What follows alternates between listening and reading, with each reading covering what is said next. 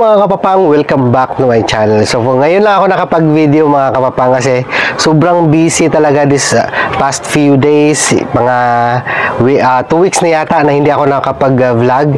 Busy talaga si Papang Pogi mga kapapang kasi ang dami kong ginawa, ang dami kong pinuntahan.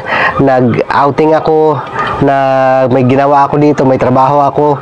Ang dami ko talagang ginawa, kaya ngayon lang ako nakapag-update sa aking sari-sari store. Ngayon naman, syempre, kailangan kong bumawi sa inyo mga kapapang. Kailangan kong magbigay ng mga kunting tips and ideas and kung ano-ano yung mga ginagawa ko sa tulad nito, mga peak season, di ba? Tulad ng mga Christmas, New Year, and ano yung mga diskarte tips ko na pwede kong ibahagi sa inyo mga kapapang.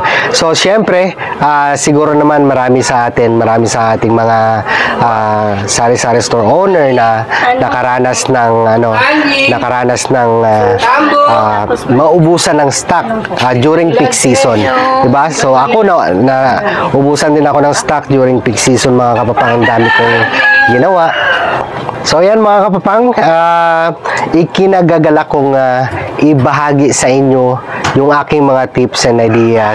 Ito yung mga paraan na hindi naman expert na paraan, pero laking tulong ito para sa paglago ng aking sari-sari store. Nakita nyo naman, medyo malago yung ating sari-sari store kasi maganda yung pamamaraan at maganda yung mga ideas na ina-apply ko dito sa aking sari-sari store. Kaya naman sana makatulong sa inyo and sa mga bagong mga sari-sari store owner na mai-apply din sa kanilang store yung aking mga tips ngayon mga kapapang. Kaya without further ado, ito na si Papang Pogi magbibigay sa inyo ng tip number 1. So yung aking tip mga kapapang sa aking sari-sari store, talaga pagka peak season, ito yung inaano ko, yung preparation. Yan. So mga nagpe-prepare ako ng mga ng mga gagawin ko, nililista ko lahat and ina-apply ko sa aking sari-sari store. Unang-una diyan, paano ba mag-prepare? Paano ba yung gagawin natin? Ano ba yung preparation na dapat natin gawin? Yung unang-una diyan mga kapapang ay yung design. Yun, di ba? Yung design ng ating sari-sari store. Kasi pagka maganda yung design ng ating sari-sari store mga kapapang, maganda sa mata ng mga customer natin, sa mata ng mga bata, and syempre dadami yung pupunta sa store natin, madaming bibili, dadaming makikiuso. Halimbawa, pagka maliwanag yung store natin, napakaganda, pwedeng tambayan. Ang ganda-ganda talaga ng ating vibes pagka marami tayong mga design sa ating sari-sari store mga kapapang, di ba? So yan yung aking una sa preparation. And syempre, yung pangalawa ay may bibili ng Coke. Teka lang. Okay, continue tayo mga kapapang. Siyempre may bumili ng dishwashing, kaya kumuha muna ako ng dishwashing doon, nag-refill muna ako. And yan, tapos na. Yung aking number 2 mga kapapang ay siyempre sa natin, dapat meron tayong ipon challenge. Mas maganda kasi mga kapapang na meron tayong ipon challenge para may pagkukunan tayo ng pera. Pagka ganitong mga peak season na marami tayong bibilhin, marami tayong bibilhin para i-stock natin sa ating sari-sari store. Lahat ng mga naipon natin buong taon, wasakin na natin yung mga baboy nyo dyan, lahat ng mga alkansya nyo, wasakin nyo na yan, and ibili na natin ng mga mabintang mga produkto and i-display natin sa ating sari-sari store para naman malaki yung ating tutubuin pagkatapos ng okasyon or holiday season. Diba? Yan. So, pagka marami na tayong nawasak na natin lahat ng ating ipon mga kapapang, doon tayo mapunta sa aking number 2. Ang restocking. Yan. So pagka marami na tayong may puhunan na tayo, mas maganda pagka puhunan natin sarili nating pera, mga kapapang. Mas maganda kasi yan kasi wala tayong iisipin, hindi tayo may stress na may babayaran may babayaran pa tayo pagkatapos ng season, pagkatapos ng okasyon, pagkatapos ng New Year, pagkatapos na may iisipin pa tayo na may babayaran tayo pagka yung pera na natin, ang ginamit natin ay hiniram lang natin. So mas maganda naka-ipon challenge talaga tayo. Kaya ganito yung ko, parang confident ako mag-restocking sa aking sari-sari store kasi naman nakapag-ipon ako buong taon. So pagka naipon ko yun naman yung gagawin ko, pambili ng mga stock para mag-restocking, mga kapapang. Yan, mas maganda. And pagka marami tayong stock, marami tayong tubo, wala tayong problema, hindi tayo maubusan ng mga items sa ating sari-sari store. Yan. And syempre, yung aking number 3 ay yung pakulo. Yan. So marami siguro mga kapapang sa atin na may mga ginagawang pakulo sa kanilang sari-sari store. And maraming ginagawa na pakulo na sa mga suki, sa mga customer.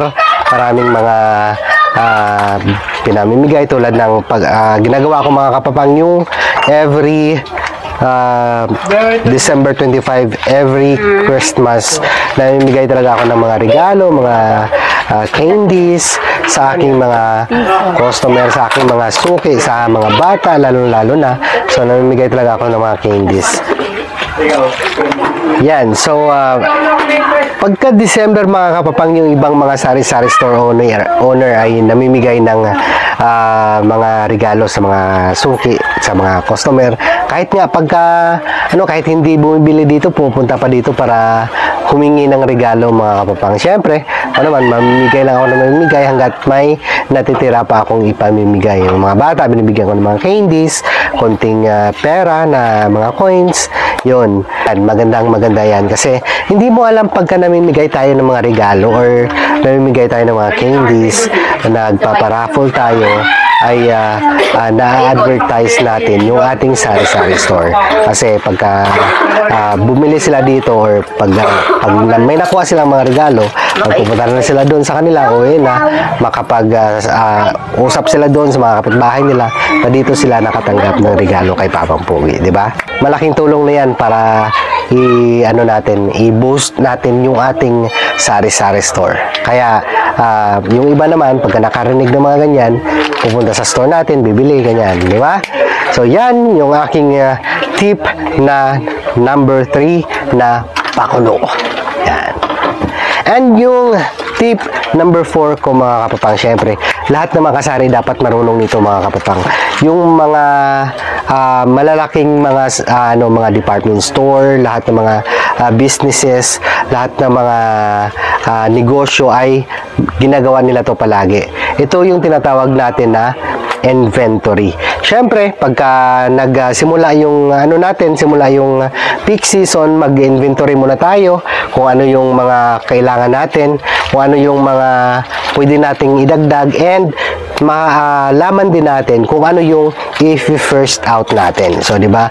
Yung mga first in first out na tinatawag natin. Kasi, pagka ginawa natin yan, pagka nag-inventory tayo, malalaman natin kung alin yung mga produkto na malapit nang ma-expired. Mas maganda talaga pagka alerto tayo, nag-i-inventory tayo, and makikita natin kung ano yung kulang and kung magkano na yung ating benta for the whole year or ngayong buwan.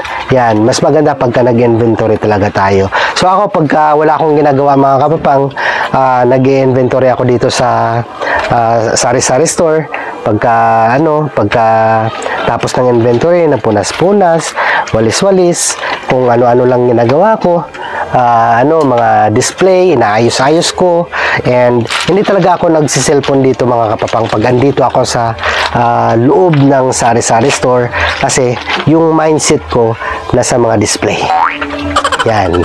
nasa mga paano palakihin, yung ating mga ano, paano pagandahin, yung aking mga display. Kitang-kita nyo na naman yung mga ano, tingnan nyo yung ano ko, yung display ko sa gabi.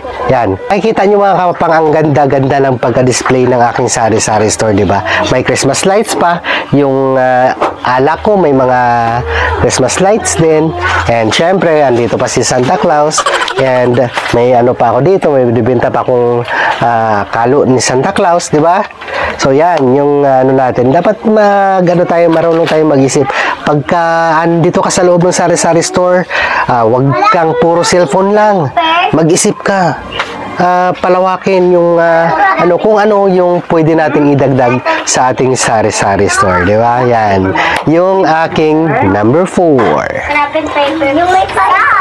Yan. So, yung number 5 ko mga kapapang, yung pinakahuli ko talaga na pwede kong ibahagi sa inyo ay yung pagkakaroon ng chill and relax baby time or pagkakaroon ng bakasyon. Kahit one day lang, hindi yan nakakalugi sa ating sari-sari store mga kapapang. Magkaroon naman tayo ng space para sa sarili natin.